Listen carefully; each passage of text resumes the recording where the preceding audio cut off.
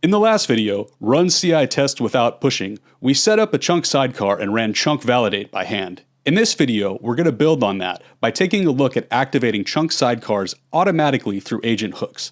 There's two ways to get up to speed. You can watch that first video, linked down in the description, or just install the chunk CLI and run chunk init in the project. That detects the test commands and writes the two hooks that we're about to look at into your .claude/settings.json file. So why use hooks? AI agents write code fast, but the feedback loop usually lags behind. The agent pushes to CI, and minutes later a pipeline run flags a failing test. By then it's moved on. Agent hooks close that gap. They're scripts the agent runs at fixed points in its loop, so a sidecar runs our tests automatically. Chunk init already wrote two hooks into our settings.json file. Let's take a look at them. The first one, pre-tool use, is the commit gate. It matches every bash call, checks whether the command is a git commit, and if it is, runs the test suite locally first. If the tests fail and it returns exit2, that blocks the commit and hands the output straight back to the agent. The second, stop, is the finish gate. When the agent tries to end its turn, it runs chunk validate. That syncs the working tree to a remote sidecar and runs the full suite inside a clean Linux micro VM that mirrors CI. If tests fail, it returns exit2 again, and the agent's turn stays open so it gets another shot. Let's look at an example. We'll ask Claude to make some changes that cause our test suite to fail and see if the hook stops our agent from committing these changes.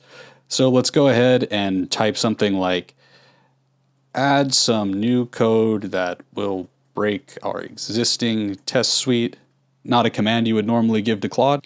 So after running for a little bit, Claude decided to modify the truncate function so the ellipses no longer count towards the limit. This breaks two of our tests. We can see that Claude was not able to commit these changes though, because once it stopped, our stop hook actually fired and it ran chunk validate. It then spun up a sidecar, ran the tests on the sidecar, and saw that there were two failing tests and pinpointed them immediately. Here we saw our stop gate fire at the end of the turn.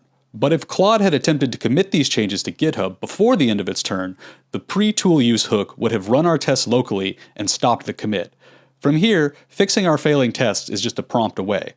Often, both hooks will fire in sequence. The local check catches a failing test on commit, then the sidecar catches something the local environment missed, like a dependency that behaves differently on Linux.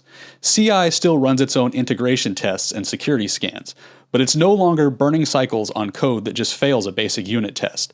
These hooks provide validation on your inner loop, while CI handles the outer loop. So that's it. With just two hooks and a sidecar, our basic failures get caught before they ever leave the machine. The same flow works with cursor and codecs too. Chunk validate is just a CLI command we point their hooks at, so any agent can replicate this flow. Ready to get started yourself? Micro builds are free on every CircleCI plan. Visit app.circleci.com/signup to get your free CircleCI account.